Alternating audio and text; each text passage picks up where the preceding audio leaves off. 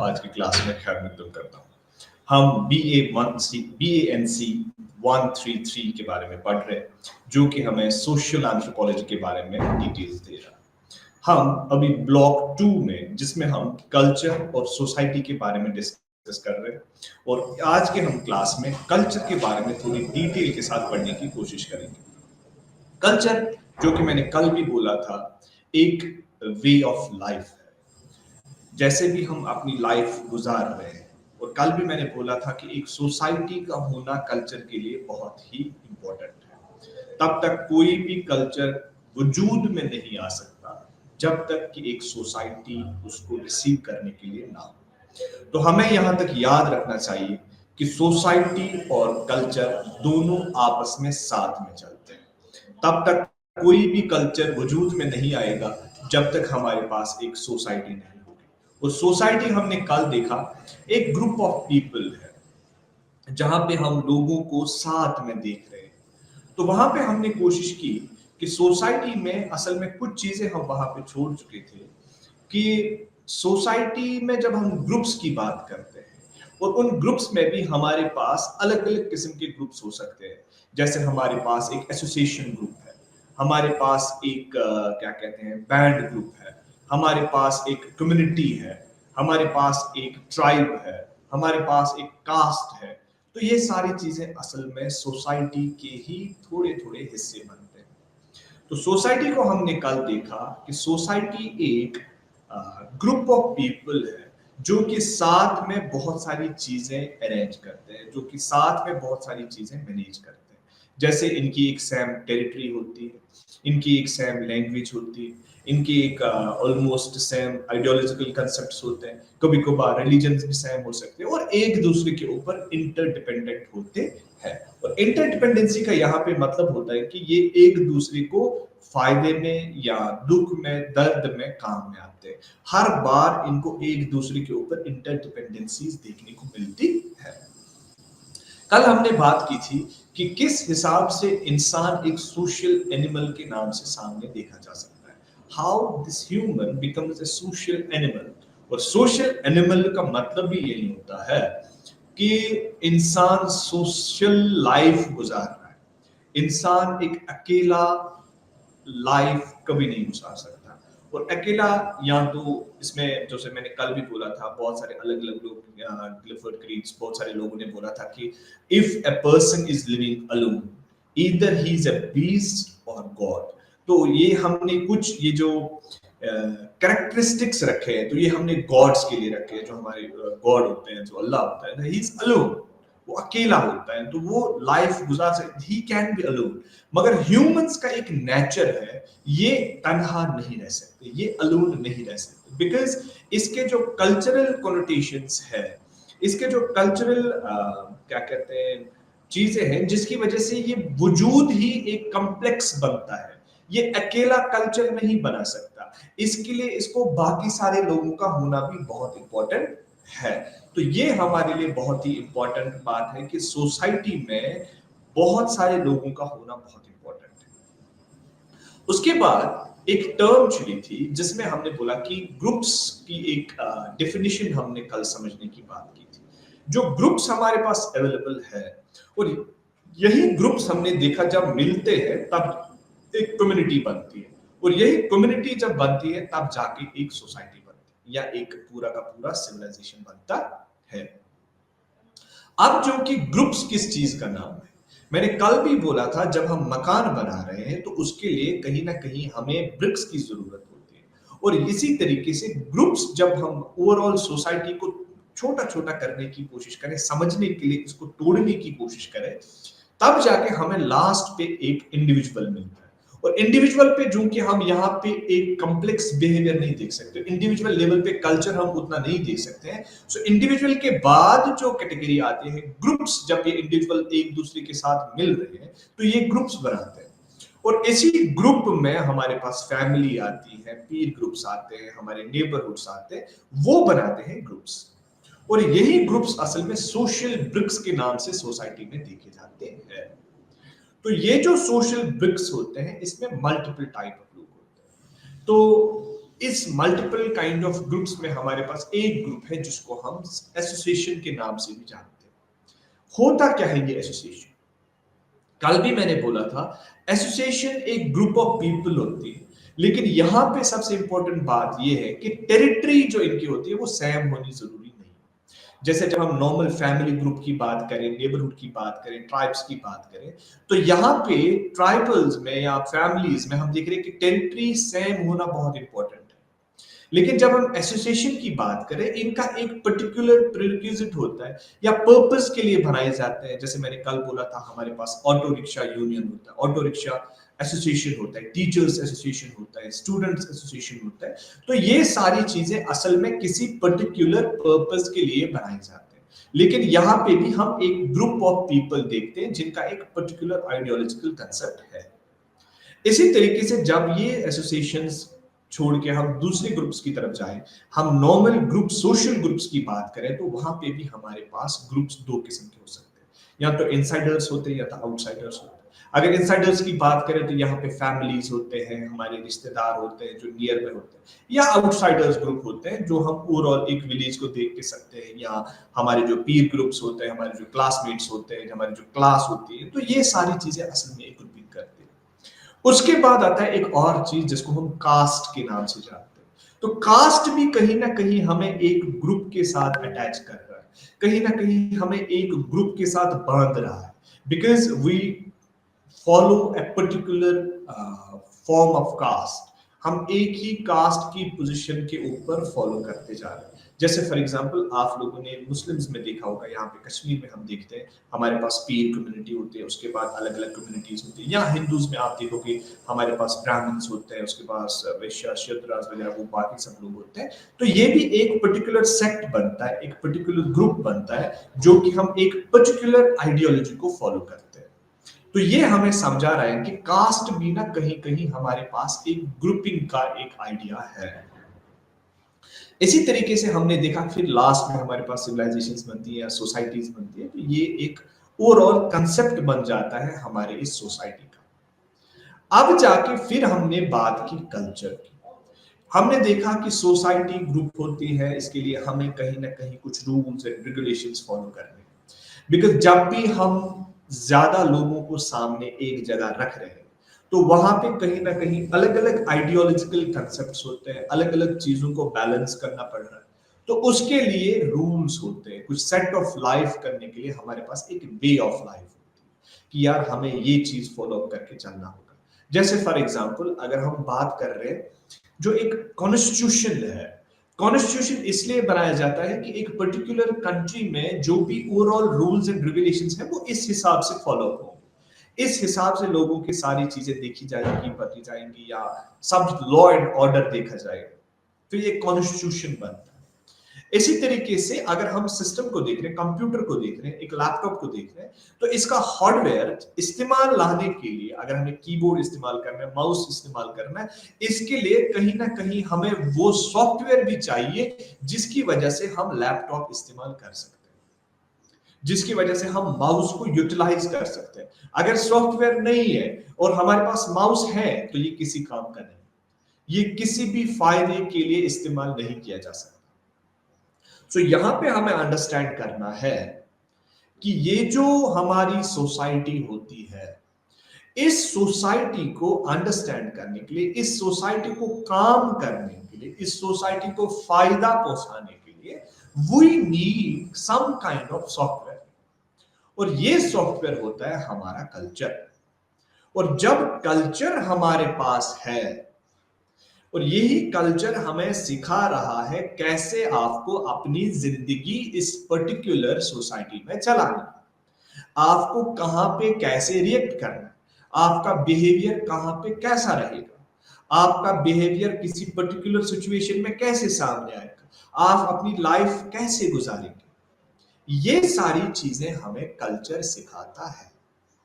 लेकिन अगर हम इन दोनों के रिलेशनशिप को देखें, आपस में ये बहुत ही ज्यादा बॉन्डेड है, बिकॉज सोसाइटी ही कहीं ना कहीं कल्चर को इंड्यूस कर रही है और कल्चर कहीं ना कहीं सोसाइटी को फंक्शन करा रहा है।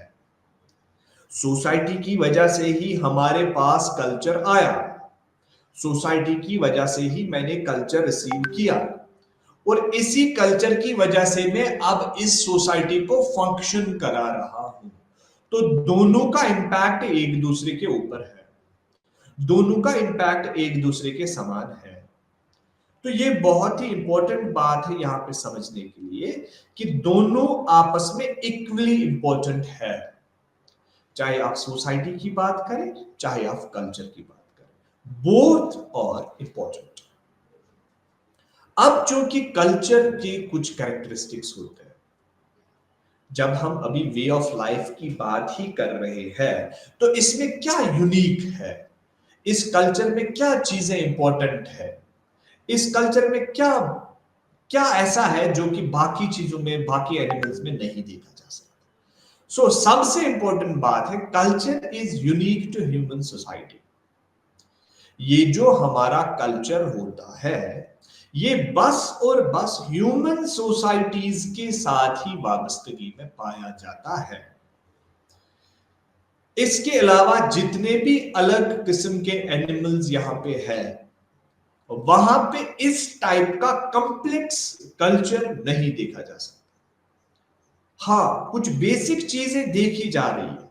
जैसे फॉर एग्जांपल, मैंने कल भी एग्जांपल दी थी कि एक चिड़िया घोंसला बना रही, और इसने घोंसला जिस तरीके से बनाया, उसी तरीके से जब इसके बच्चे बड़े होंगे बनाएंगे। तो ये कंटिन्यूटी, जितना देर तक ये प्रजाति इस दुनिया में रहेगी, उतने देर तक ये कंटिन्यूटी में इसी तरीके से अपने नेस्ट को बनाएंगे।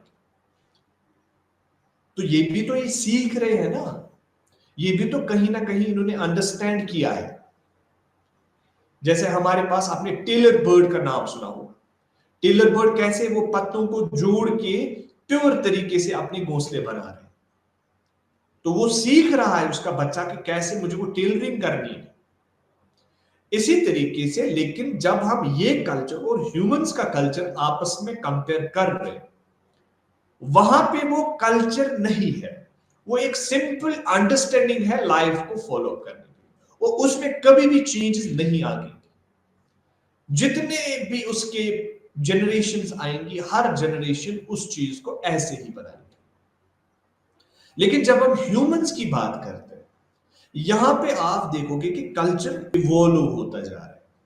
We are following the cultural evolution, जो कि हम आगे जाके थ्योरेटिकल फाउंडेशंस में भी अंडरस्टैंड करने की कोशिश करेंगे। तो ये सबसे इंपॉर्टेंट बात है कि ह्यूमंस का जो कल्चर है, ये इवॉल्व होता जा रहा है। प्रॉपर तरीके से अंडरस्टैंड करते करते हम अपने हिसाब से इसको चेंज करते जा रहे हैं। और सबसे इंपॉर्टेंट बात हमें समझनी है कि कल्चर के बेसिकली दो टाइप्स होते हैं। एक होता है मटेरियल कल्चर, और एक होता है नॉन मटेरियल कल्चर। जो मटेरियल कल्चर होता है, जिसको हम टेंजिबल कल्चर के नाम से भी जानते हैं, ये टेंजिबल कल्चर वो पार्ट्स ऑफ द कल्चर होते हैं जो हम देख पा रहे हैं, जिनको हम छू पा रहे हैं, जिनको हम नॉर्मल फिजिकल चीजों के हिसाब से इस्तेमाल कर रहे हैं। जैसे फॉर एग्जांपल, मेरे पास मोबाइल है, या मेरे पास घड़ी है, मेरे पास जूता है, मेरे पास कपड़े हैं। ये सारी चीजें असल में कल्चरल कॉनोटेशन हमारे मटेरियल कल्चर के हिसाब से जाने जाते हैं। तो ये मटेरियल कल्चर है हमारा। जैसे हम कश्मीर में फायर पॉट्स इस्तेमाल करते हैं, जैसे हमारे पास शरण इस्तेमाल करते हैं, तो ये चीजें इसी पर्टिकुलर कल्चर में पाई जाती है, लेकिन फिजिकल बीइंग में, मटेरियल बीइंग में। और हमारे कल्चर में आप देखोगे नई नई चीजें ऐड होती जा रही है। Mobile phones, television, fans, ACs, refrigerators, many things. आजकल के आप मॉडर्न सोसाइटीज में देखेंगे, वहां पे ये चीजें बेसिक है, कल्चरल बेसिक्स दिखाती है कि हम देखेंगे ये कल्चरल इंटीग्रिटी में कितना हाई लेवल पे है, उतने इसके मटेरियल कल्चर को देखा जाता है, जिसको हम मटेरियलिस्टिक पर्सपेक्टिव्स के नाम से भी जानते हैं। कुछ लोग ज्यादा मटेरियलिस्टिक होते हैं, चीजों को ही ज्यादा देखते हैं। दूसरा होता है नॉन मटेरियल कल्चर, और नॉन मटेरियल कल्चर को ही नॉन टेंजिबल के नाम से भी हम जानते हैं। ये नॉन मटेरियल कल्चर जो होता है, इसको ना हम छू सकते और ना ही देख सकते। हाँ, कभी कभार हम इसके जो रिलेशन में मटेरियल चीजें आ रही है, उनसे हम ये चीजें वाबस्ता रखते हैं। जैसे फॉर एग्जांपल आइडियाज, हमारे यहाँ आइडियाज कैसे होते हैं, बिलीफ्स, हमारे यहाँ ट्रेडिशनल नॉलेज, कस्टम्स, ये एक वो चीज है जिसको हम देख नहीं पा रहे, लेकिन है जरूर। अगर मैं किसी फायर पॉट को इस्तेमाल कर रहा हूं, इसके बैकग्राउंड में जो वो नॉलेज है, जो वो प्रथा है, वो नॉन मटेरियल है, लेकिन इसको मैं रूप दे रहा हूं अभी एक मटेरियल चीज के थ्रू। कहीं ना कहीं बैकग्राउंड में मुझे पता है कि मैं इसको कैसे इस्तेमाल करूं, कैसे चीजों को देखूं, क्या करूं, कैसे नहीं करूं, ये बैकग्राउंड में है, लेकिन इस चीज को मैं फिर शेप दे रहा हूं एक मटेरियल चीज के थ्रू, मटेरियलिस्टिक पर्सपेक्टिव्स के हिसाब से। तो ये होते हैं हमारे दो टाइप्स कल्चर के, एक मटेरियल कल्चर और दूसरा नॉन मटेरियल कल्चर। असल में जब मैं बात कर रहा था culture is unique to human society, तो हमारे ह्यूमंस में material as well as non material दोनों कल्चर्स का बहुत बड़ा योगदान है। अगर आप बात कर रहे हैं किसी भी सोसाइटी के लाइवलीहुड्स की, तो उन लाइवलीहुड्स के पर्सपेक्टिव्स में एक नॉन मटेरियल कल्चर भी होगा और एक मटेरियल कल्चर भी होगा। दोनों प्रॉपर तरीके से एक दूसरे के ऊपर इंटरडिपेंडेंट तरीके से आगे जाएंगे। ये हमें समझाता है, ये हमें दर्शाता है कि यार हमारे पास दो डिफरेंट पर्सपेक्टिव्स है।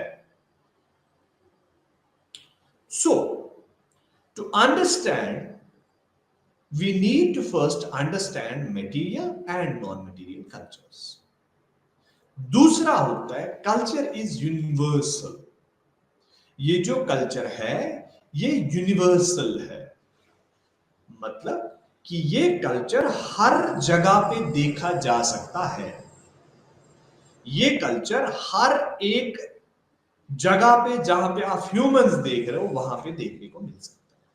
आप यूरोपियन स्टेट्स में जाओ, आप नॉर्थ ईस्ट में जाओ, आप ईस्टर्न स्टेट्स में जाओ, वेस्टर्न में जाओ, गल्फ में जाओ, जहां पे भी आपका मन कर रहा है वहां पे आप देखोगे कि ये कल्चर यूनिवर्सल है।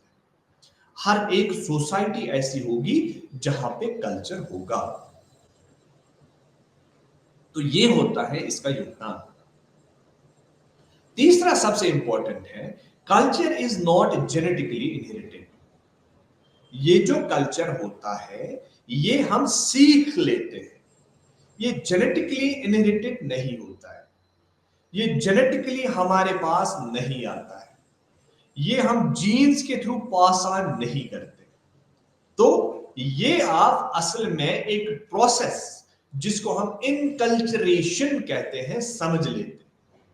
ये आप सीख रहे हैं, ये आपको सोसाइटी इंड्यूस कर रही है, सोशलाइजेशन के प्रोसेस से, इनकल्चरेशन की प्रोसेस से। तो ये एक सीखने वाली चीज है, यू आर एक्वायरिंग इट। अगर मैंने कल भी एग्जाम्पल दी थी, हम दो बच्चे एक मां के हो गए, तो एक बच्चा उठा के हमने यूरोप में रखा, दूसरा बच्चा उठा के हमने इंडिया में रखा। दोनों बच्चे जब 20 साल के बाद देखेंगे तो दोनों बच्चे जो कि जेनेटिकली सेम थे, जेनेटिकली रिलेटेड थे, लेकिन कल्चरली टोटल डिफरेंट होंगे। जो बच्चा यूरोपियन स्टेट्स में रहा, यूरोपियन कंट्रीज में रहा, वो वही कल्चर सीख लेगा, वो अपने आप को उसी हिसाब से डाल देगा। और जो बच्चा इंडिया में रहेगा वो अपने हिसाब से Indian kind of cultural aspects gain करेगा। तो ये हमें सिखाता है कि कल्चर सीखने वाली चीज है, ना कि जेनेटिकली इनहेरिटेड करने वाली चीज। हम जीन्स के थ्रू इसको इनहेरिट नहीं कर सकते। but we are basically learning it. It's a process of learning. उसके बाद होता है culture is static yet dynamic.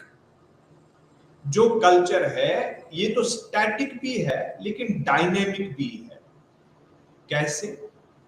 Simple सी बात है, मैंने बोला था कि देयर आर मेनी थिंग्स जो कि बहुत ही कम समय के लिए या बहुत ही कम चेंज होती है। जैसे फॉर एग्जांपल हम देख रहे हैं कि शादी करनी पड़ रही है, एग्जांपल, तो शादी करना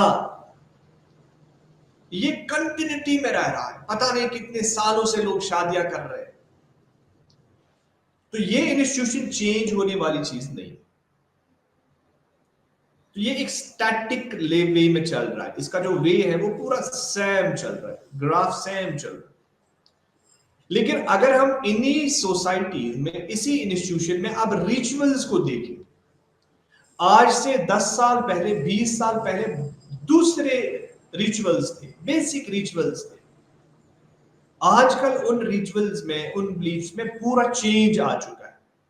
कस्टम्स चेंज हो चुके हैं, रिचुअल्स चेंज हो चुके हैं, इवन कि कहीं ना कहीं पे मैरिज की एक वो बुनियादी कोर जो था वो भी खत्म हो चुका है। तो इसीलिए ये डायनामिक भी है। तो स्टैटिक भी है लेकिन डायनामिक भी है। फिर आते हैं कल्चर के कुछ कंसेप्ट्स। कल्चर के दो बेसिक कंसेप्ट्स हैं। सबसे पहला है इनकल्चरेशन एंड सोशलाइजेशन। इनकल्चरेशन होता क्या है? असल में इनकल्चरेशन एक ऐसी प्रोसेस है जिससे ये बच्चा अपने आप को इनकल्चरेट कर रहा है। एक बच्चा कल्चर को सीख रहा है, एक बच्चा अपने आप में चीजों को डाल रहा है। जब ये बच्चा दुनिया में आया तो ना ही इसको जुबान आती, ना ही इसको बोलचाल आता है, ना ही इसको पता है रिचुअल्स क्या है, ना ही इसको पता है बिलीफ्स क्या है, ना ही इसको पता है दुनिया कैसे चल रही है। He knows nothing. लेकिन यही बच्चा जब 10 साल का होता है तो 10 साल के बाद इसको बात करनी भी आती है, इसको खेलना भी आता है, इसको पता है कि कौन कौन सी चीजें मेरे लिए मुज़र है, कौन कौन सी चीजें मेरे लिए अच्छी है, कौन कौन सी चीज मुझे करनी चाहिए, कौन कौन सी चीज मुझे नहीं करनी चाहिए। तो ये कैसे सीख लिया इसने?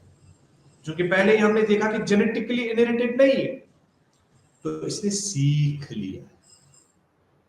तो वो प्रोसेस असल में inculturation most of the times घर में ही होती है। जिस जगह पे इस बच्चे को पाला जा रहा है, जिस फ्रेम में ये बच्चा होगा, उस फ्रेम में जो जिस स्पेस में भी ये होगा वो इसको इनकल्चरेट करेगा। तो ये बच्चा अगर घर में है तो इसकी माँ, इसका पापा, इसके घर वाले इसको अल्फाज सिखाते हैं, इसको पानी पीना सिखाते हैं, इसको चलना सिखाते हैं, इसको बोलना सिखाते हैं। तो ये चीजें सीखता जा रहा है, सीखता जा रहा है, सीखता जा रहा है। This is what we call as inculturation. इसको बताया जा रहा है कि ये गिलास है, इसमें पानी पीना होता है, तो ये पानी पिएगा इसमें।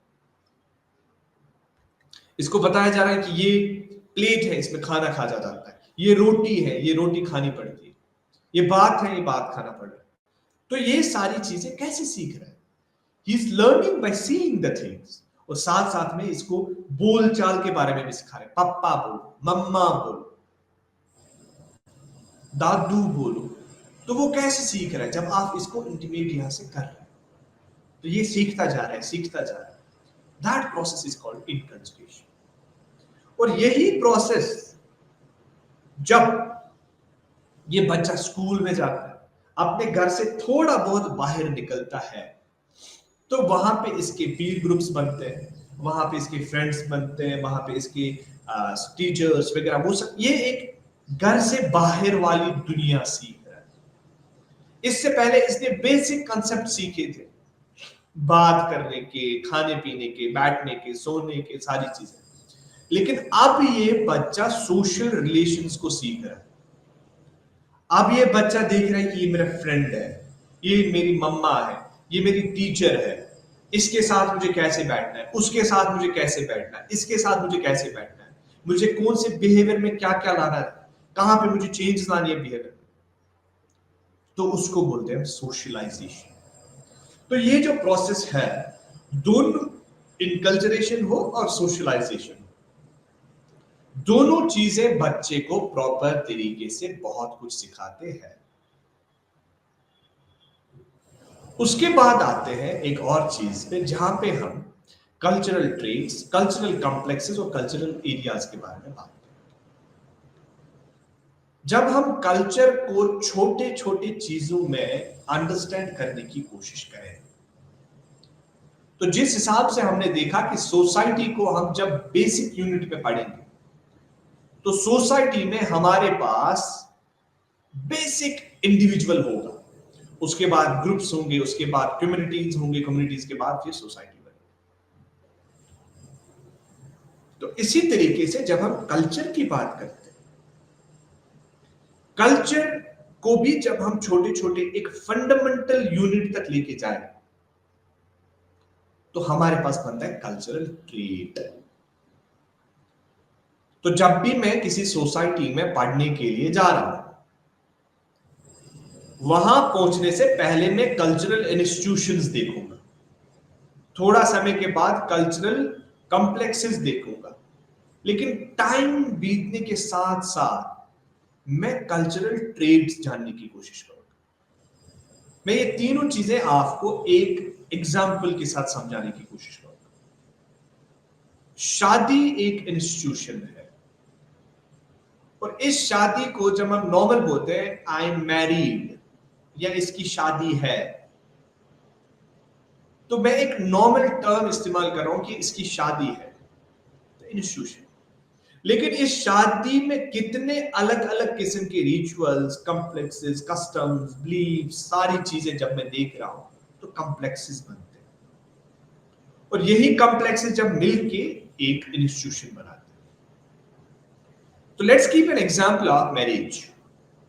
शादी को जब हम तोड़ रहे हैं इन ए वे कि छोटे छोटे कॉम्प्लेक्सेस में, तो शादी के छोटे छोटे कॉम्प्लेक्सेस बनते हैं। जैसे हमारे पास दूल्हे दुल्हन को देखती है, वो इसके घर जाते हैं, फिर एक दूसरे को अंडरस्टैंड करते हैं, उसके बाद फिर घर वाले एक दूसरे के यहाँ रुका होता है, उसके बाद फिर एंगेजमेंट होती है, एंगेजमेंट के बाद फिर मेहंदी रात होती है, मेहंदी रात के बाद रुखसती होती है, रुखसती के बाद वगैरह रिसेप्शन वगैरह वो सारी चीजें, उसके बाद एक और रिचुअल होता है। मैं कश्मीर के रिचुअल्स की बात कर रहा हूं। तो ये एक ओवरऑल इंस्टीट्यूशन को जब हम छोटे छोटे हिस्सों में देख रहे हैं, कॉम्प्लेक्सेस बनते हैं। जैसे लड़का लड़की को देखना, ये सारी चीजें अंडरस्टैंड करना एक कॉम्प्लेक्स है। इसी तरीके से मेहंदी रात का एक कॉम्प्लेक्स है, इसी तरीके से रिसेप्शन का एक कॉम्प्लेक्स है, इसी तरीके से फिर वो क्या कहते हैं, शादी के बाद कुछ रिचुअल्स होते हैं, वो एक कॉम्प्लेक्स बन जाते हैं। तो ये कॉम्प्लेक्सेस जब मिलते हैं तो शादी क्रिएट हो जाती है। लेकिन अब हम इन्हीं कॉम्प्लेक्सेस को जब और छोटे छोटे चीजों में देखें, जैसे मेहंदी रात एक कॉम्प्लेक्स है, और मेहंदी रात में हम देखेंगे मेहंदी लगाते हैं, जो लड़की लोग होते हैं वो नाचते हैं, गाते हैं, केक काटा जाता है, मेहंदी डिस्ट्रीब्यूट की जाती है, खाना सबको दिया जाता है, दुल्हन मेहंदी लगाती है, दूल्हा मेहंदी लगाता है, दूल्हे के हाथ में फिर पैसा बांधा जाता है। तो अलग अलग जगहों पे अलग अलग कंसेप्ट या कल्चरल रिचुअल्स है, लेकिन मैं आप लोगों को वो बेसिक नेसेसिटी समझाने की कोशिश कर रहा हूं कि ट्रेड और कॉम्प्लेक्स और इंस्टीट्यूशन में कैसे हम डिफरेंशिएट कर सकते हैं। जैसे फॉर एग्जांपल, अगर मंदिर जाना मेरा एक कॉम्प्लेक्स है, मंदिर में जाने से जूता बाहर निकालना, फिर हाथ में वो क्या बोलते हैं थाली लेके जाना, फिर दिया जलाना, वहां पे फूल डालना, बाकी सारी चीजें छोटे छोटे ट्रेड्स, और ये सारे ट्रेड्स मिलके एक कॉम्प्लेक्स बनाते हैं कि मैं मंदिर घूम के आ या मैं पूजा करके आ। तो ये होते हैं कल्चरल ट्रेड्स, कल्चरल कॉम्प्लेक्सेस, और होता है हमारा कल्चरल एरिया। कल्चरल एरिया या कल्चर एरिया बेसिकली एक ऐसा कोनोटेशन हमें दिख रहा है कि एक पर्टिकुलर एरिया किसी एक चीज की वजह से जाना जाता है। जैसे फॉर एग्जांपल, आप देख रहे हो कि कहीं पर्टिकुलर, जैसे आप आसाम की तरफ जाओ, तो वहां पे आप देखोगे एक पर्टिकुलर क्या कहते हैं हम एक रिचुअल है जो कि पूरा आसाम फॉलो करता है। इसी तरीके से क्या नाम है उस रिचुअल का, वी कॉल इट कि हमारा असमीज एक वो है रिचुअल, मैं भूल गया अभी। तो इसी तरीके से आप देखोगे कश्मीर में पहुंचोगे तो हम बोलेंगे यार ईद है, या हम बोलेंगे गुजराती खाना, गुजराती ये, या बोलेंगे एक पर्टिकुलर एरिया किसी पर्टिकुलर कल्चरल फेस्टिवल की वजह से, कल्चरल कोनोटेशन की वजह से, या कल्चरल कॉम्प्लेक्स की वजह से ये असल में हमें कुछ ना कुछ आइडिया दे रहे हैं कि इस पर्टिकुलर आइडिया, इस पर्टिकुलर एरिया में ये वाला फॉलो किया जाता है। तो ये हमें समझा रहा है कि कल्चरल एरिया कहीं ना कहीं एक ऐसा आइडिया, एक ऐसा कोनोटेशन हमें दे रहा है जहां पे हम एरिया वाइज किसी को, किसी एक कल्चरल कॉम्प्लेक्स या कल्चरल इंस्टीट्यूशन को देख पा रहे हैं। उसके बाद आते हैं कुछ मैकेनिज्म्स। देखिए कल्चर में हमने देखा कि कहीं ना कहीं चेंजेस देखने को मिल रही है। तो चेंजेस कल्चर में होना एक नॉर्मल प्रोसेस है। हमने देखा कि कल्चरल इवोल्यूशन बहुत सालों से, पता नहीं कितने सालों से हो रहा है, जब से ये कल्चर वजूद में ही आया तब से ही हमारे पास कल्चरल चेंजेस देखने को मिलती है।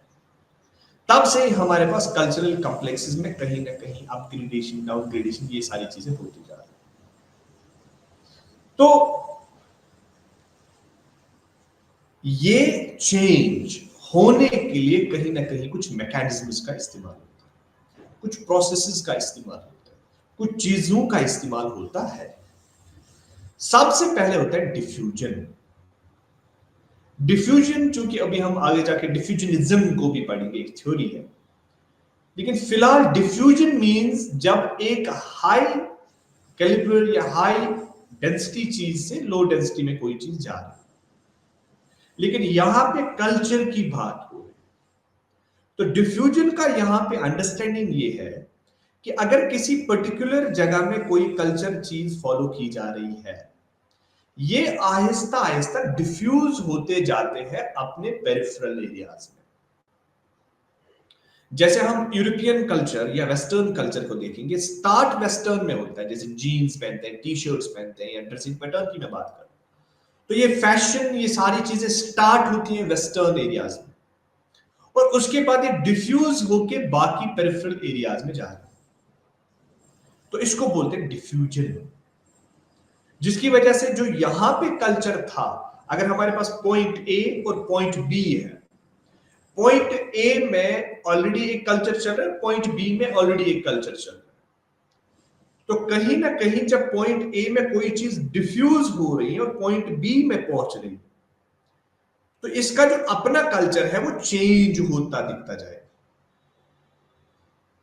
तो ये हमें क्या समझ आ रहा है कि कहीं ना कहीं यहां से कुछ चीजें एसिमिलेट की गई, कहीं ना कहीं कुछ चीजें यहां पे चेंज होती गई।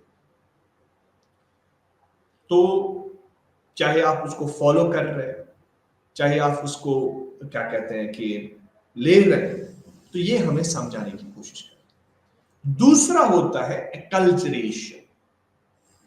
एक्लचरेशन का मतलब होता है कि आप किसी पर्टिकुलर कल्चरल कोनोटेशंस को फॉलो कर रहे हैं, ले रहे हैं, you are getting them some from where. जैसे फॉर एग्जांपल हमारे पास वेस्टर्नाइजेशन या संस्कृताइजेशन एक प्रोसेस है।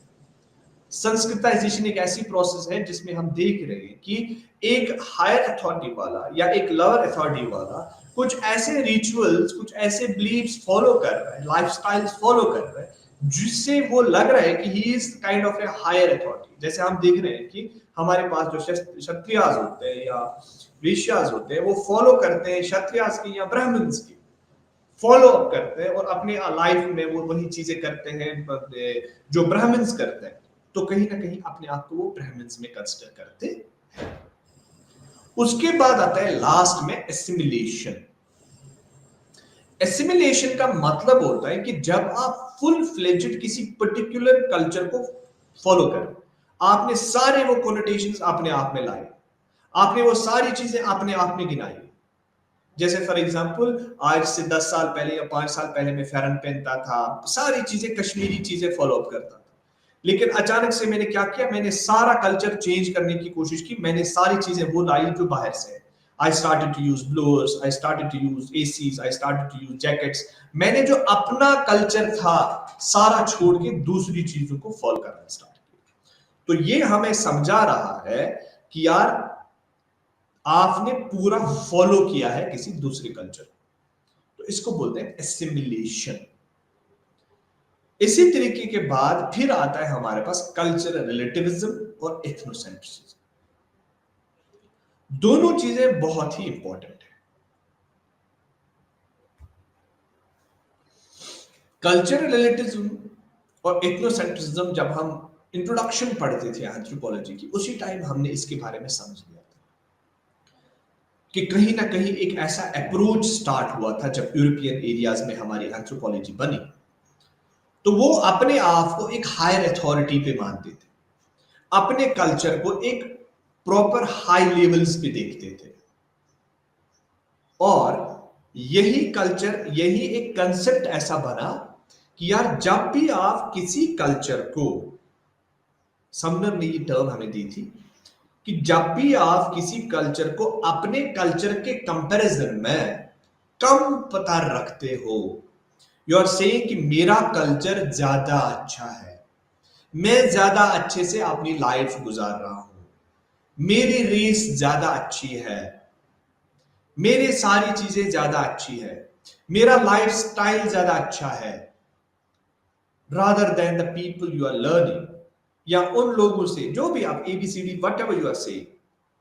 जैसे for example most of the times आप देख रहे होंगे नॉर्मल सोसाइटीज में, ट्राइबल कम्युनिटीज के अराउंड में एक एथनोसेंट्रिक अप्रोच रहता है। ये ट्राइबल्स हैं, हम मेनस्ट्रीम सोसाइटीज हैं, तो ये गलत बात है। तो ये एज एन एंथ्रोपोलॉजिस्ट हमें कभी भी फॉलो नहीं करना चाहिए। सो एथनोसेंट्रिसिज्म एक ऐसा कंसेप्ट है जहां पे हम एक कल्चर को हाईएस्ट लेवल पे और दूसरे कल्चर को लोवेस्ट लेवल पे रखते हैं।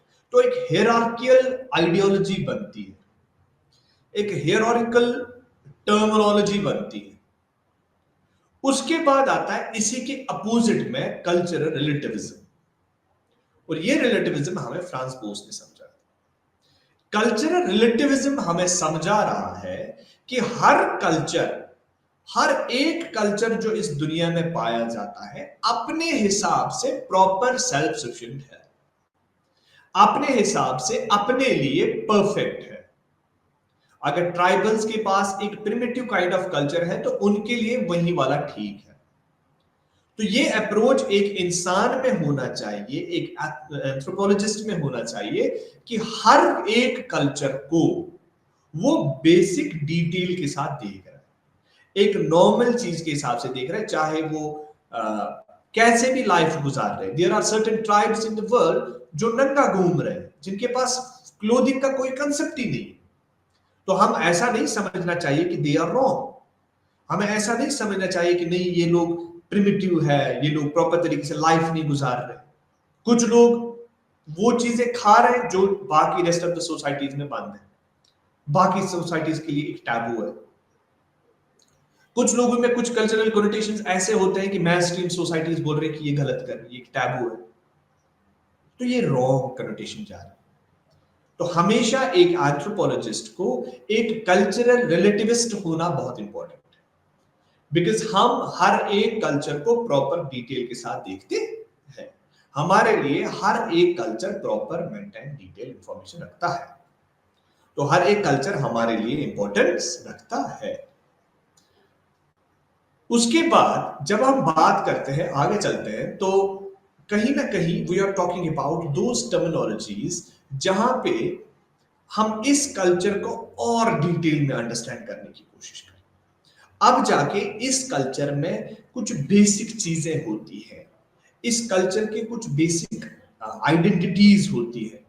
जैसे हम किनशिप की बात करते हैं, हम फैमिलीज की बात करते हैं, हम मैरिज की बात करते हैं, तो ये कुछ ऐसे इंस्टीट्यूशंस है जिससे ये कल्चर बनता है। और ये हमारे लिए बहुत ही इंपॉर्टेंस है कि हम ये सारी चीजें अंडरस्टैंड करें।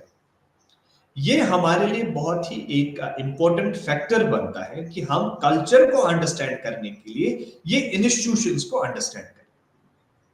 तो सबसे पहले एक इंस्टीट्यूशन आता है जिसको हम बोलते हैं किनशिप। होता क्या है किनशिप? देखिए, मैंने पहले भी बोला था कि सोसाइटी बनती है इंडिविजुअल्स से, और इंडिविजुअल्स आपस में जुड़े होते हैं। वो किस चीज से जुड़े होते हैं? रिश्तेदारी से। और रिश्तेदारी ये होती है किनशिप। अब रिश्तेदारी जब बनेगी तब जाके ही एक लोगों के आपस में एक कनेक्शन बनेगा, और जब कनेक्शन बना तो एक ग्रुप बनेगा, ग्रुप बना तो सोसाइटी बनी। अब रिश्तेदारी दो किस्म की होती है। Before understanding that we should understand कि ये जो किनशिप है ये बहुत बड़ा रोल प्ले करते हैं, बहुत बड़ा एक इंपॉर्टेंट फैक्टर रखते हैं सोसाइटी को बनाने के लिए। और सोसाइटी में इन इंस्टीट्यूशंस को ऑन द पूरे रोस्टर कोलम में रखते हैं। ये चलाने के लिए वी नीड किनशिप। सोसाइटी को आगे लेके जाने के लिए, अपने ग्रुप्स को आगे लेके जाने के लिए कहीं ना कहीं we need kinship. We need that intangible kind of connections जो हमें आपस में बांध रहे हैं। और यही कनेक्शन जो कि इंटेंजिबल होते हैं, हम देख नहीं पा रहे, लेकिन कहीं ना कहीं हार्ट टू हार्ट कनेक्शन होता है, कहीं ना कहीं ब्लड टू ब्लड कनेक्शन होता है। तो ये हमें दर्शाते हैं कि वी आर कनेक्टेड। और जब ये कनेक्टेडनेस का बिहेवियर आया, हमारे पास एक इंफॉर्मेशन बनती है कि यार वी आर क्लोजली रिलेटेड, हम आपस में बंधे हुए हैं। तो सबसे पहले हमारे पास दो किस्म के रिश्तेदार होते हैं। To understand this, we need to understand both the concepts. एक रिश्तेदारी हमारे खून से बनती है, मतलब जिससे हम ब्लडली कनेक्टेड है।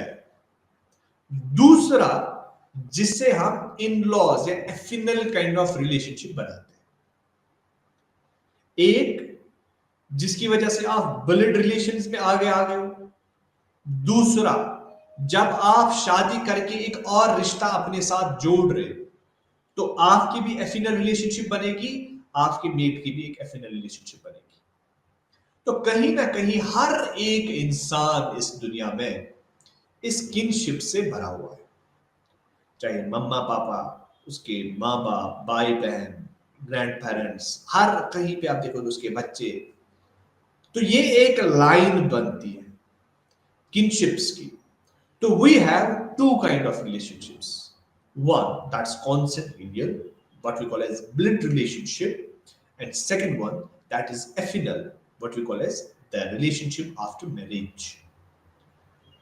तो जब हम ब्लड रिलेशनशिप्स की बात करते हैं, ब्लड रिलेशनशिप्स हमें ब्लड के थ्रू कनेक्ट करते हैं। जैसे मेरा बाप, बिकॉज मैं उनका ब्लड रिलेटिव हूं, मेरी माँ, मेरे ग्रैंड पेरेंट्स, मेरे अंकल्स, मेरे कजिन्स, वो सारी चीजें, वो सारे रिश्ते मेरे ब्लड से बनते हैं। तो इनको हम कॉन्सेंगिनियल या ब्लड रिलेशनशिप के नाम से जानते हैं। दूसरा रिश्ता मेरा तब बनता है जब शादी होगी, और शादी के दौरान जब मेरे बच्चे होंगे तो वो मेरे ब्लड रिलेटिव्स होंगे। लेकिन जो रिश्ता मेरी बीवी के अराउंड उसके रिश्ते के साथ होंगे तो वो मेरे बनते हैं एफिनल रिलेटिव्स। जैसे फॉर एग्जांपल मेरी बीवी की मां मेरी एफिनल रिलेटिव बनती है, उसका पापा एक एफिनल रिलेटिव बनता है, उसका भाई मेरा एफिनल रिलेटिव बनता है। तो दो किस्म की रिश्तेदारियां देखी जा सकती है, और दोनों रिश्तेदारियां बहुत ही इंपॉर्टेंट है। एक जिसमें हम इन लॉज के नाम से जानते हैं, बिकॉज हम कहीं ना कहीं मैरिज के थ्रू के साथ कनेक्टेड है, और एक होता है फिर हमारा ब्लड रिलेशन, जो कि हमारे पास ब्लड के थ्रू कनेक्ट करता है। लेकिन देयर आर सर्टेन सिचुएशंस जहां पे आप मैरिज रिचुअल्स को कभी भी अपने ब्लड रिलेटिव्स के साथ नहीं जोड़ सकते। तो उस चीज को हम बोलते हैं इंसेस्ट टैबू। और ये इंसेस्ट टैबू हमें कहीं ना कहीं रोक रहा है एफिनल रिलेशंस बनाने से with our blood relatives. For example, कहीं पे भी एक लड़के की शादी उसकी बहन से नहीं होगी, कहीं पे भी एक लड़के की शादी उसकी मां से नहीं हो सकती, इसी तरीके से एक बाप की शादी उसकी बेटे के साथ नहीं हो सकती। तो ये सारी चीजें हमें प्राइमरी किन्स के साथ रोक रही है जोड़ने से। इवन कि अंकल्स के साथ भी शादी नहीं कर सकते, आंटीज के साथ भी शादी नहीं कर सकते। तो ये हमें इंसेस्ट टैबू बोल रहा है, रोक रहा है, यू आर डूइंग रॉन्ग। ये हमें कल्चर बोल रहा है कि ये जो रिश्ते ब्लड से बन रहे हैं, इस ब्लड रिलेशनशिप में आप मैरिज रिलेशनशिप्स नहीं जोड़ सकते। और यही रिश्ता सेम केस में अगर आप देखोगे, आप कभी भी एक मैराइटल या आप एफिनल रिश्ते के साथ कभी भी ब्लड रिलेटिव नहीं देख पा पाओगे, या ओनली समटाइम जब आप क्रॉस कजन मैरिज वगैरह करोगे। तो ये एफिलिएशंस जो हमारे पास हो रही है, चाहे आप रिश्तेदार बना रहे हो बिकॉज ऑफ द ब्लड, या आपकी रिश्तेदारियां बन रही है बिकॉज ऑफ द ये शादी, बिकॉज ऑफ द एफिनल रिलेशनशिप्स। अब ये सारी चीजें अंडरस्टैंड करने के लिए एंथ्रोपोलॉजिस्ट का एक डिफरेंट रोल रहता है। एंथ्रोपोलॉजी में किनशिप का एक बहुत बड़ा रोल रहता है, to understand the society, to understand the overall functioning of the society. जैसे फॉर एग्जांपल, जब हम आगे जाके अभी पॉलिटिकल एंथ्रोपोलॉजी में देखेंगे कि बैंड सोसाइटी एक होती है, और बैंड सोसाइटी में हम देख रहे हैं कि आपस में ये रिलेटिव्स है, तो रिलेटिव्स एक सोसाइटी बनाते हैं। इसी तरीके से लीनेज सोसाइटी, जो कि आपस में जुड़े हुए हैं। अब इस चीज को अंडरस्टैंड करने के लिए एंथ्रोपोलॉजिस्ट एक मैकेनिज्म को इस्तेमाल करते हैं जिसको हम जीनियोलॉजी को बोलते हैं। एक रिश्तेदारी से वाबस्तगी अंडरस्टैंड करने के लिए, जिसको हम नस्बनामा भी बोलते हैं। नसब मीन्स हम इसके क्या कहते हैं कि वाबस्तगी ढूंढने की कोशिश कर रहे हैं कि मेरा नस्ब कहां से कनेक्टेड है। तो जीनियोलॉजी हम ड्रॉ करते हैं, जिसको हम कभी कभार अपने नॉर्मल लैंग्वेज में फैमिली ट्री के नाम से भी जानते हैं। लेकिन एक साइंटिफिक तरीके से इस सोशल किनशिप को अंडरस्टैंड करना, एक अंडरस्टैंडिंग क्रिएट करना, ओवरऑल किनशिप चार्ट्स बनाए जाते हैं, जिसको हम जीनियोलॉजी बोलते हैं। तो जीनियोलॉजी बनाने के लिए कुछ बेसिक नेसेसिटीज है। जीनियोलॉजी दो किस्म के हो सकते हैं। Either you are seeing the relationship through the marriage, जो आप मैरिज से जो आप एफिनल रिलेशनशिप्स देख रहे हो, उनकी रिश्तेदारियां देख रहे हो, या तो आप मोस्ट ऑफ द टाइम्स रिश्तेदारी देख रहे हो बिकॉज ऑफ द ब्लड। लेकिन most of the times we see this genealogy out of the blood relationships. Blood relationships में सबसे इंपॉर्टेंट बात, we use some kind of drawings. जैसे for example, to show a male we use either a square और a triangle. To portray a female, we use a circle. To portray a marriage, we use a line between two individuals, male and female, and a line between them. And to show the progeny, to show the offsprings, we just go with the line को हम नीचे से बाकी हिस्सों में divide करते हैं। इसके दो बेटे हैं, दो बहनें हैं, दो ये। तो इससे हम बहुत सारे रिश्ते आपस में जोड़ सकते हैं। और यहां पे सबसे इंपॉर्टेंट बात होती है, जिस इंसान के रिश्ते की बात हो रही है उसको हम ईगो के नाम से जानते हैं। फॉर एग्जाम्पल, अगर मेरी बारे में बात हो रही तो मेरे रिश्ते के बारे में बात हो रही, मेरे पापा को ऊपर से देखा जाएगा, मेरा भाई राइट साइड होगा, बहन लेफ्ट साइड होगी, उसके बाद अगर मेरे बच्चे होंगे तो वो नीचे आएंगे, उसके बाद मेरे ग्रैंड पापा, मेरे ग्रैंड मम्मा, उसके ग्रैंड मम्मा, उसके वगैरह वगैरह। तो आपस में you are basically talking about a particular guy. आप एक इंडिविजुअल के बारे में बात कर रहे हैं, आप एक इंडिविजुअल के रिश्ते के बारे में बात कर रहे हैं।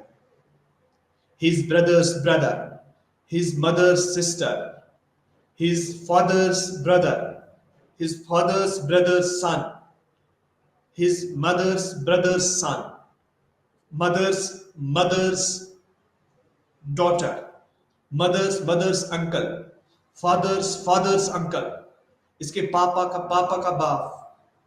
सो ये सारी चीजें हमें एक पर्टिकुलर इंडिविजुअल के राउंड में घूम रहे हैं, तो इसको हम ईगो के नाम से जानते हैं। और यही चीजें हमें समझा रही है कि कितना इंपॉर्टेंस रखती है सोसाइटी में किंगशिप्स। क्योंकि हमें इनको और डिटेल के साथ पढ़ना है, सो यहां पे हम बस थोड़ा बेसिक्स अंडरस्टैंड करने की कोशिश कर रहे हैं। उसके बाद आती है फैमिली। फैमिली को अंडरस्टैंड करना, सबसे पहले हमें देखना है कि फैमिली होती क्या है। असल में family is a group of people that are connected by either affinal और blood relatives and are living in a particular area, particular space with a common ground. अगर हम आज से 10 साल या 15 साल पहले इस फैमिली की डेफिनेशन को देखें तो हमारे लिए ये डेफिनेशन थी कि एक मां बाप, एक बच्चे, उसके वगैरह वो सब देखे जाते थे। अब फैमिलीज में भी हमने देखा कि जॉइंट फैमिलीज होती है, जहां पे मम्मा पापा भाई बहन, मम्मा पापा के मम्मा पापा या जो ग्रैंड पेरेंट्स वगैरह वो देखे जा सकते हैं। उसी तरीके से एक्सटेंडेड फैमिली, जहां पे हम एक तो अंकल्स, उनकी फैमिली भी देख रहे हैं, इसी तरीके से मेरे माँ बाप, मेरे माँ बाप, उनके पापा, तो ये होती है एक्सटेंडेड फैमिलीज। और होती है न्यूक्लियर फैमिलीज। तो न्यूक्लियर फैमिली में एक पापा, एक मम्मा, उसके बच्चे रहते हैं, उसको हम न्यूक्लियर फैमिली के नाम से जानते हैं। अब चूंकि फैमिली के कुछ पर्सपेक्टिव्स है, कुछ कैरेक्टरिस्टिक्स है, ये फैमिली किसी चीज को फॉलो करते हैं, ये फैमिली कुछ चीजों को बढ़ावा देती है, और इस फैमिली के कुछ रूल्स होते हैं, कुछ रूल्स होते हैं। सबसे पहले economic perspectives, reproductive perspectives, educational perspectives, status मिलता है। अगर आप एक फैमिली में रह रहे हैं, सबसे इंपॉर्टेंट बात, आप इकोनॉमिकली स्टेबल हो रहे हैं कहीं ना कहीं, एक दूसरे के इंटरडिपेंडेंसीज की वजह से। आप कमा रहे हैं, घर वालों को दे रहे हैं, वहां से कमा रहे हैं, आपको दे रहे हैं, शेल्टर मिल रहा है, रिप्रोडक्शन हो रहा है, ये आगे चली जा रही है, ये हमारी प्रजातियां आगे चली जा रही है, आपको एक सुकूनियत मिल रही है बैठने के लिए, आपका एक खानदान बनता है, आपका एक स्टेटस मिल रहा है इस फैमिली से। ये सारी चीजें फैमिली की वजह से ही आपको मिल रही है, और यही फंक्शंस करा रही है। उसके बाद आता है हमारा मैरिज। मैरिज को मैं फिर से, अगर हम आज से 10 साल, 15 साल, 20 साल पीछे चले जाए और मैरिज की हम डेफिनेशन देखें, तो marriage as a agreement, legal agreement between a male and a female देखा जा सकता है। शादी एक समझौता होता था between male and a female, जो कि एक लीगलाइज्ड टर्म में देखा जा सकता है। शादी एज ए कल्चरल चीज भी आप देख सकते हो, एज ए लीगल चीज भी देख सकते हो। तो कल्चर भी आपको एक्सेप्ट कर रहा है, लीगल भी आपको एक्सेप्ट कर रहा है कि आप एक दूसरे के साथ रह सकते हो। अब ये रूह का मिलन हो रहा है या फिजिकल मिलन हो रहा है, तो ये शादी की वजह से हो रहा है। लेकिन अगर हम इसी शादी को आज डिफाइन करें तो ये बहुत अडॉप्ट हो चुकी है। आजकल शादी को only between males and females नहीं देखा जा सकता। आजकल शादी between one man and one female भी नहीं देखा जा सकता। आजकल शादियां have a multiple, it's a broad perspective now. इसी तरीके से आप फैमिलीज में देखोगे, there was a legalized term जहां पे एक मेल एक फीमेल के साथ लीगली बाउंड होते हैं, तब जाके फैमिली बनाते हैं। लेकिन आज अगर आप फैमिलीज को देखोगे तो कहीं ना कहीं आप देखोगे दो फीमेल्स आपस में अडॉप्ट करते हैं एक बच्चे को and they stay together and they call it family. इसी के तरीके से एक live in kind of relationships आ गई। लिव इन में आप दोनों बिना शादी के आपस में नजदीक में रहते हैं और बच्चे भी करते हो या बच्चे भी पालते हो, ये सारी चीजें भी लीगलाइज हो चुकी है। इसी तरीके से आप अब मैरिज को भी देखो, दो फीमेल्स भी आपस में शादी कर सकते हैं, दो मेल्स भी आपस में शादी कर सकते हैं, इवन की दो three, there can be a group marriage also. तो ये सारी चीजें अब एक न्यू ट्रेंड है, न्यू है। तो यहां पे इस मैरिज की जो अंडरस्टैंडिंग थी वो थोड़ा अडॉप्ट हो चुकी है, वो थोड़ा चेंज हो चुकी है। अब शादियों के टाइप्स भी होते हैं। जैसे फॉर एग्जांपल हमारे पास एक होती है पॉलीगैमी, दूसरा होता है पॉलीगाइमी, या एक होता है मोनोगैमी। सबसे पहले मोनोगैमी के बारे में बात करें। मोनोगैमी मींस जहां पे एक कपल है जिसमें एक मेल और एक फीमेल, एक मेल एक फीमेल के साथ शादी कर, या इसके बाद एक मेट है। अब इसी को हम और डिटेल के साथ अगर देखें तो हमारे पास होता है एक सीरियल पॉलीगैमी या सीरियल पॉलीगाइमी। असल में वो भी एक मोनोगैमी का पार्ट है, लेकिन करता तो ये मल्टीपल शादियां है, लेकिन एट अ टाइम इसके पास एक ही होती है। So we have a polygamy, one we have monogamy. Polygamy means एक ही शादी में या मल्टीपल शादियां की गई, या आपके पास मल्टीपल मेट्स है। अगर आपके पास एक ही मेट है then you are called मोनोगैम, मोनोगैम्स।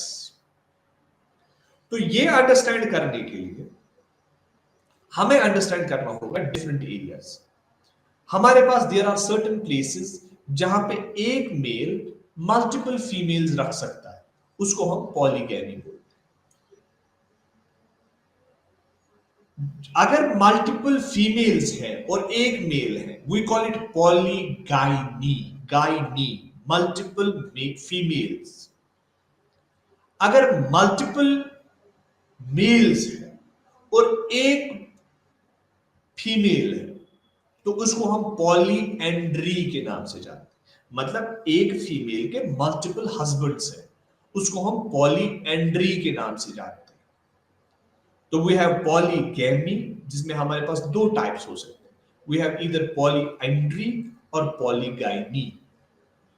Polyandry में हमारे पास मल्टीपल हस्बैंड्स होते हैं और पॉलीगाइनी में हमारे पास मल्टीपल फीमेल्स होते हैं। और इसके बाद हमारे पास बहुत अलग अलग टाइप्स है, वो हम आगे जाके डिटेल में, बिकॉज टाइम बहुत ही कम है। उसके बाद हमारे पास होता है होम टू मैरी, आप किसके साथ शादी करना है। तो इसमें सबसे इंपॉर्टेंट बात होती है दो चीज, इंडोगैमी और एक्सोगैमी। इंडोगैमी आपको सोसाइटी बता रही है कि आपको विद इन द ग्रुप ही शादी करनी है, आप इस पर्टिकुलर ग्रुप से बाहर नहीं जा सकते। मोस्ट ऑफ द ट्राइब्स में आप देखोगे वो इंडोगैमस होते हैं, अपने ही ट्राइब में शादी करते हैं। या आप कास्ट में भी देख सकते हैं, दे आर कास्ट इंडोगैमस, अपने ही कास्ट में शादी करते हैं। जैसे ब्राह्मण्स हमेशा ब्राह्मण्स के साथ ही शादी करते हैं, तो ये कास्ट इंडोगैमस होते हैं। You have to marry within your group. दूसरा होता है एक्सोगैमी, आप ग्रुप से बाहर शादी करेंगे, अपने ट्राइब से बाहर शादी करेंगे, तो इसको हम बोलते हैं एक्सोगैमस ग्रुप्स। उसके बाद there are multiple kind of ways to acquire mate. शादी करने के लिए आपके मल्टीपल तरीके होते हैं अपनी मेट को हासिल करने के लिए।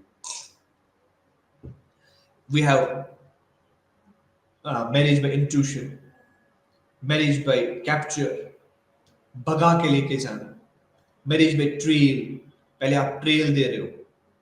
तो मल्टीपल चीजें इस्तेमाल की जा सकती हैं to understand to accurate the need. ये सारी चीजें हम आने वाले क्लासेस में फिर से डिस्कस करेंगे ताकि हम इसके बारे में एक और डिटेल इंफॉर्मेशन सेट आपके सामने रखें। फिलहाल के लिए आप सभी लोगों का आज के क्लास में आने के लिए धन्यवाद। आपका दिन शुभ रहे। Thank you.